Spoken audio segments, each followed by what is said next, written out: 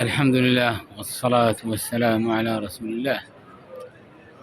اللهم في هذا المقام العظيم وفي هذه الساعة العظيمة قبل صلاة الفجر، اللهم يا عظيم أسألك لكل من يصله هذا المقطع ذكرا أو أنثى، صغيرا أو كبيرا، اللهم إني أسألك يا ودود يا ذا العرش المجيد يا فعال ما يريد يا من ملأ نورها أركان عرشه يا غياث المستغيثين، أسألك بأسمائك الحسنى وصفاتك العليا، أسألك باسمك الأعظم بكل اسم هو لك سميت به نفسك، علمته أحدا من خلقك، استأثرت به في علم الغيب عندك.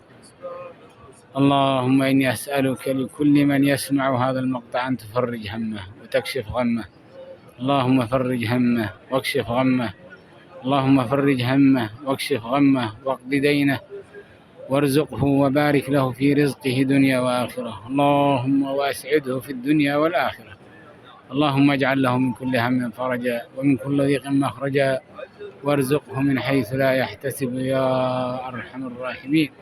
اللهم آمين. وصل اللهم وسلم على محمد وعلى آله وصحبه أجمعين.